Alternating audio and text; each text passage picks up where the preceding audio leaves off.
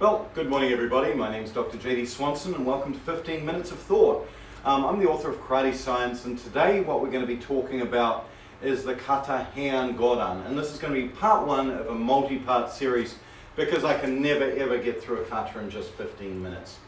So what we're going to do is we're going to do the first part, we're going to talk about some interesting points, and then over the next couple of sort of sessions we'll talk about the remainder of the kata. So with that, as you know, of course, I am from the ISKF, right? I'm going to be talking about that version, but I'm also going to be including other notes that I've sort of developed into my own personal training as my karate's developed, that I've picked up from other places. I also have ranked within Kanazawa's organization before I sort of joined ISKF when I moved to North America and so forth. So what I'm presenting here is something hopefully that you can appreciate across. It's not the vanilla standard, but it's something that will help you understand the kata better. So as always, do what your instructor says, and also more importantly, do what your association says, because that's what your rank and your grading is held to. That's the standard. But however, use these trainings to understand the movements that you're doing further. And that's what's really important here. Okay, so with that, let's get started. Hey, us. Good, so let's warm up just a little bit with just uncut kagi-zuki. So all I'm going to have you do is just rotate 1, 2, punch. Rotate 1, punch. Rotate, punch. Rotate, punch. Just to warm your body up. So just from here, nice and relaxed. Ichi, sanchi, korok, shichach. Good, and pay attention. Hips should be in hami, shomen. Each time your body should move in concert with the technique. Just use that to warm up, just get the hips a little bit loose, 20, 30, 40 reps, and then come back to me. With that, rip into it. Excellent, so you've gone through that, you're feeling a little bit warmer. Let's move on to the kata proper. So the first movement in Heian Godan is of course dropping straight down into kokuts. And I know I said that in Heian Nidan, Heian Sandan, and Heian Yondan. Make sure that you're not stepping forward and into the technique. Rather, set your foot into the back stance. Set it so the outside edge is automatically in place. Then you don't have to think about it. So just have that set in place and feel your body simply drop along that center line. Feel your legs pop out. Feel that connection, boom, into the technique. So simply feel that simple drop. Just realize I'm using the word simple way too often. So from here, the next piece, once you've got that sort of that drop, is allowing that concept of just dropping down in stance, pushing out with the legs, from what we learned in Heian Yondan. Now from here, allow uncut to happen. So make sure that cover, block, notice my hip makes a slight movement, sort of preempting the turn, and allow to drop. Ideally, what you want is you want the hand and the foot to time at the same time. You want that boom, that compression of the stance. So what you may want to do at the beginning is sort of this 1, 2, 1, 2, or even just stand 1, 2, 1, 2. So sort of level 1 could be dropping, push. Level 2 could be just load with the arms, feel the hip move here, push. And then once you're ready, just do the drop and make the whole movement occur within the technique. Some pieces you want to be in, make sure right angles here, 1 fist width, make sure it's following out. If I do the Vulcan live long and prosper, it sits right there. Rear hand pulled right back. This feeling, not here, here, here, here. Right? So what I want you to do is I want you to practice that one movement just multiple times. Here, then the other side, here, other side, and so forth. And just wander through that just to get the motion, the good sharp drop feeling. Excellent, so you've practiced that a little bit. Now let's add the punch. So from here, let's make our drop. 1. Now, as you rotate, remember, there's a hami, shomen to the hips and kokuts. Remember, that's dictated by your knee flexibility. Your knee moving forward and back over your foot. So don't allow it as you turn the hip, don't allow the knee to collapse. You see this all the time in this kata. People go, look, Ma, I'm doing it. Right? Not so good. Rather feel here, and as the hips turn, see how they drive this knee forward. I'm still keeping that outside pressure on my feet, and as I turn, my knee pushes, and my technique pushes down. The other trick to this as well is make sure you keep the weight in your back heel. I remember training with an excellent, phenomenal karate instructor, Mr. Leon Sill. And he won a lot of the JK tournaments over here in the United States, competed for America all the way through the 1970s. And so as you make that push, don't allow the weight to go out of your heel. And he would really stress this point a lot. And what he would do, in fact, is he would come under, get his hands and slide them underneath my heel. And as I would make the kagi-zuki, he would say, push down on your heel. So even though my hip's turning, don't let your hip turn forward. Rather, it's making that downward pressure into the floor, right? Not pushing forward, not doing this motion, but rather this. It's sitting down, which is allowing my hip to roll, which is allowing the technique to go. So he was very, very clear on that. And it's really tricky to do, but it's important because later you're going to be doing Basaisho, right? Basaisho, of course, has that slight drop, that feeling of pressure down in the stance as you roll back. So this is starting to develop that in a very dynamic way. So let's try again. So from here, what you want is you want the one hit, then two here. Once you've got a handle on that and it feels good, then combine it. You want this to be pa pa. You want it to be here, here, 1, 2. So with that, practice those first two movements of the kata. Really work on them and get them right, nice and sharp, with the right feelings in there, allowing the hips to turn. Also, I think I've said this in other videos, my hips turn here. Any additional distance that I need, I just take it up in the spine to make the rest of that turn. Again, the guiding factor is as soon as this knee starts to collapse, you're done. So, give those first two movements a go, rep them out as much as it takes to start to get the feeling to get it right. You won't get it right today, but you'll move along that path. Off you go. Excellent. So we've done those first two movements. Bang, bang. So we're down here. Our next movement is from here into the kagi-zuki, stepping up to Heizoku. Something that's really important is the end formation of kagi-zuki. All you need to do to understand where this final position is simply make chokazuki straight to the center of your body and bend without moving your elbow back. That creates this nice gap here. It also creates a slight downward slope in the arm, which is what it needs, and it puts it automatically to the center of your body.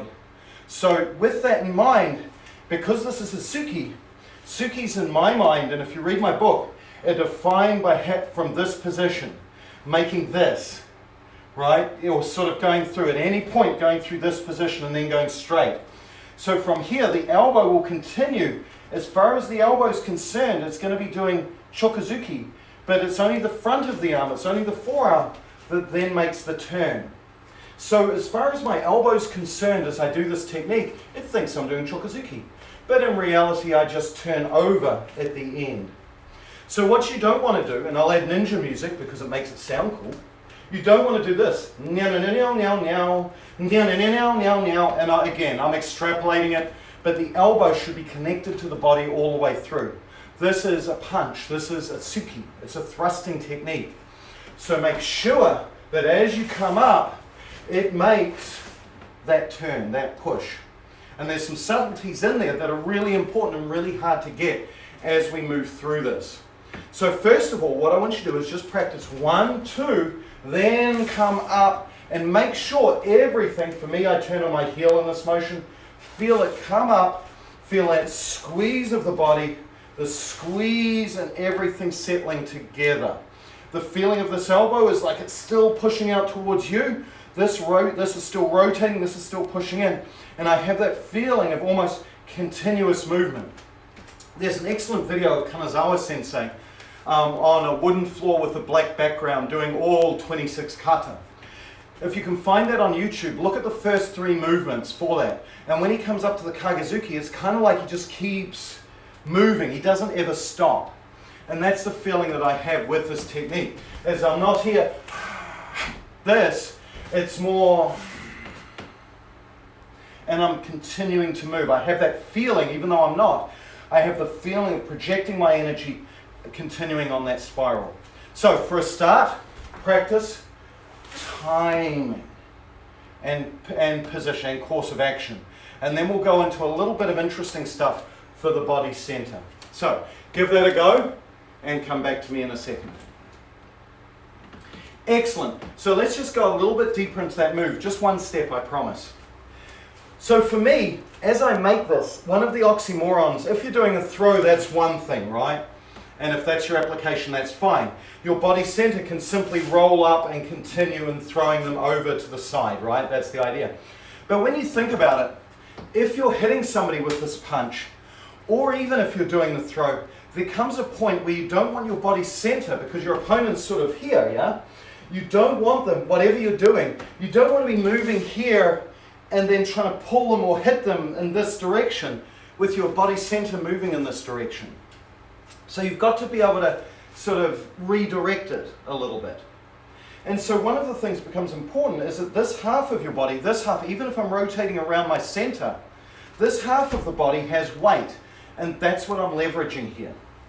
So as I make that turn, I'll make that punch, I come up, my feet, what I find is as soon as I come to the position here, I redirect. Instead of moving, translating my energy in, I start it to become circular. So what it kind of does is my body center comes in and then starts turning like so. So it's a sort of almost nautilus or number 6 or number 9 shape along the tail and then round. So I separate out and I control my body center, so I'm not just stepping up like so, but rather as my elbow times the rest of my body, now my body center is going to remain still. Notice it's over my heel, and as my leg is continuing to move up, I now use that turning motion. So what that does is that then allows me to get into position and then use this half of my body to throw the punch, to actually generate power in the direction that I want to hit them, whether it's throwing them this way or punching them. Okay? So it's kind of very subtle, and you want to pay attention to how you step up. And you can see there's clearly 2 distinct parts to that motion that I use. So it's a little bit tricky if you do this, that's fine. If you think a little bit deeper and try, you can also and feel it peace. Okay, as you go. So what we're going to do is we're going to try that on both sides. You ready? So it's here. 1, 2, 3, 4, 5, 6. That feeling. And with that, my feet weren't together. Naughty me, naughty JD. Right? You know, again, you can feel like my floor, as always, is a little sticky here. But it's that definite wah feeling. Wah feeling as you make that motion. So what I would like you to do is practice both sides. 1, 2, 3. 1, 2, 3. And then stop there and come back to me. So just practice both those, work on those motions, and I'll talk to you in a sec. Excellent. So you've practiced both those. The key reason, or the key way that you want to think about it, why is this move done slowly? It's because it's a hard movement. As you come up, it's not just, there's a lot going on within your body and your body motion. So that's why it's carried out slowly. There's a lot of center control pieces that you need to understand. Reality, this technique, if I dirty it up, this is my block here. This is striking down on whatever limb's out, right? I'm a heady person, right? I'm not a grappler. But one of the base applications, and again, Dr. Matthew Payne does this beautifully on pads if you get the chance to train with him in the UK. Just this is covering, this is blocking, this is the one saving my life, Jodan Shudan, wherever it needs to go to just pat it off to the side. Then as I drop round, this just comes around almost at Arkany feel, and then this feeling. So it ends up becoming this very sort of loose, and you can practice with two pads being held out, sort of this feeling. And that's what the kata's after. Or you can think about it as block, hit, right, or block, hit, then throw. Whatever your flavor of application is without going too clever, right? This is how understanding the motion can lead to what you want. Perfect. Okay, so we're up here. We're at this position here. The last move we're going to do for today, otherwise I'll go well over my 15 minutes, is simply that drop, right, down into the marote uke. So from here, two ways you can think about it. One and then two, right, or just drop, whichever floats your boat, right? So you can do these full loads, 1, 2. I do a full load. My load for marote is generally this thumb fits in just right on my tricep muscle. This turns all the way around and I rotate out. What you don't want is you don't want to here and then hit the block afterwards. The block and the hit need to be timed correctly. So just like what we did with the first movement, the first uchuke, have that same feeling. Feel, drop, push, to develop that timing. Then as you become better and better, simply allow the drop and the whole thing to occur together. Once you're used to that, you can then, and you're allowed to, you can also shorten that movement. Simply from here, simply just drop the elbow. You don't need to pull it across your body, right? You know, it's kind of, because you've got the double action of the hip, you can now just from here, just fire. And this to me is more realistic. We've just blocked, we've just hit this person, in comes the next, there's my block, here, boom. And then the other hand is automatically firing in. So you can think about it in those terms. So we've got 3 levels. 1, 2, where you just combine it, and then 3, simply push. Whichever one floats your boat. Make sure, of course, you're in kokutsudachi, make sure it's a straight drop down. Don't drive forward into zenkutsu. So practicing that movement as well becomes important. So what we have here, 1, 2, up, 1, 2, up, drop. And that's where we are for today. So practice through those first 1, 2, 3, 4, 5, 6, 7 movements of the kata, and then we'll work on the second parts later. Don't rush them. Get them right.